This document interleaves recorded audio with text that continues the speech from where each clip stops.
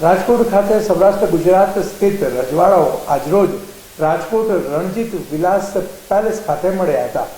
45થી વધુ રજવાડાઓ મળીને રાષ્ટ્ર પ્રથમ ચિંતન શિબિરનું આયોજન કર્યું હતું, જેમાં તેમણે નરેન્દ્ર મોદીને ટેકો જાહેર કર્યો હતો અને આંદોલનકારીઓને કહ્યું હતું કે ભાજપના હાથ મજબૂત કરો।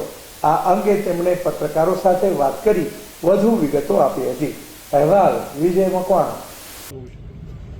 કોઈ પણ રાજકીય પક્ષ, કોઈ પણ ઉમેદવારો તેમાં પડ્યા વગર આપણું ફોકસ છે એ બહુ જ ક્લિયર છે, આપણું વિઝન છે એ એબ્સોલ્યુટલી ટ્રાન્સપેરન્ટ છે જે માત્ર આદરણીય નરેન્દ્રભાઈ જ આ વખતે આવવા જોઈએ અને એ જ સુકાન સંભાળે જેથી આ રાષ્ટ્રને એક જુદા ફરક ઉપર। સાહેબ, એક વાત એ છે કે અત્યારે જે સંકલન સમિતિ દ્વારા જે શરૂઆત થઈ પછી એ હદ સુધી આ આંદોલન પ્રસરી ગયું છે કે કદાચ સંકલન સમિતિ એમને કહેશે તો પણ નીચેનું જે સ્તરે જે ફેલાયેલું છે કદાચ ન માને। આ પરિસ્થિતિ આપ વિચારી શકો છો?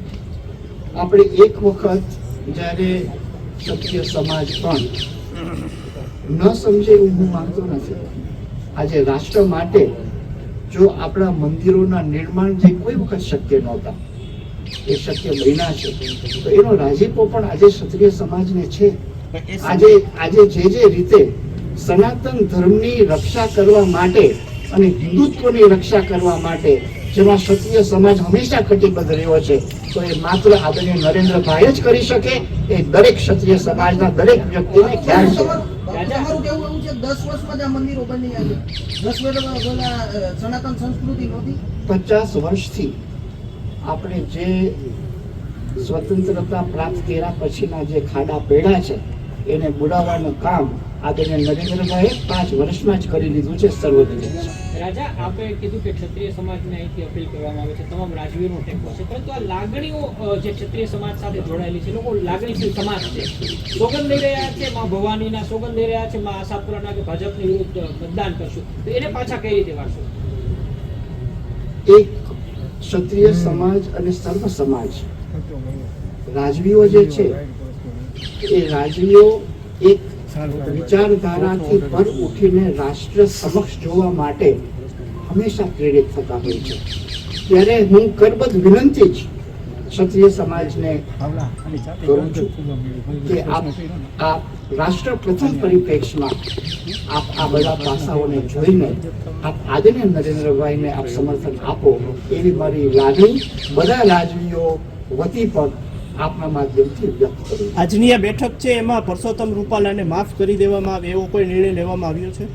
આપણે રાષ્ટ્ર કક્ષાની આપણે વાત કરી અને પ્રત્યેક ભારતવાસી આજે આદરણીય નરેન્દ્રભાઈ મોદી આપણને પ્રધાનમંત્રી સ્વરૂપે પ્રાપ્ત થયા છે એ આદરણીય નરેન્દ્રભાઈ એની અંદર જે અજોડતા, અનુપમતા અને નિખાલસતાનું જે દર્શન થાય છે, રાષ્ટ્ર અને સનાતન ધર્મ અને ભારતીય સંસ્કૃતિના રક્ષક તરીકે અને ગુજરાતના એક પનોતા પુત્ર તરીકે એમનું પ્રધાનમંત્રી સ્વરૂપે એમને પ્રાપ્ત થયા છે એ આપણા ભારતવાસીઓનો પૂર્ણોદય છે એવું મને લાગે છે।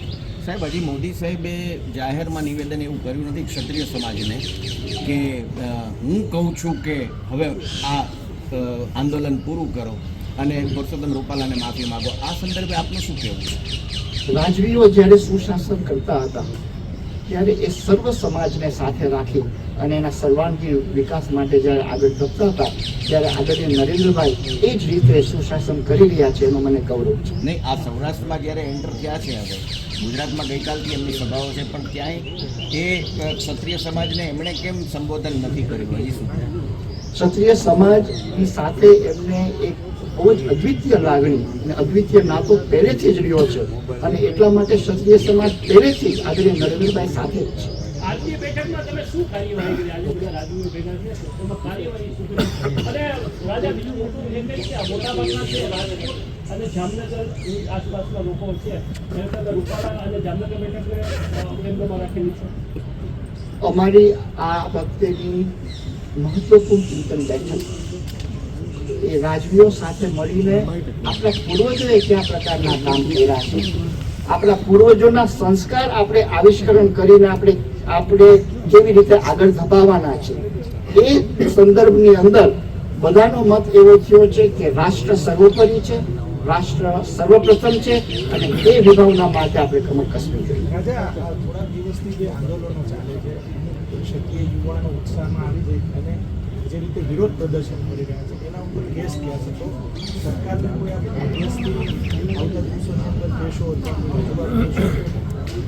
ભારતીય જનતા પાર્ટી અને ક્ષત્રિય સમાજ વચ્ચે માધ્યમ બનવાનું મેં મારી પહેલી પ્રેસ કોન્ફરન્સ થઈ ત્યારે પણ મેં આપણે કીધેલું કે એ માધ્યમ બનવા માટે હું તત્પર છું.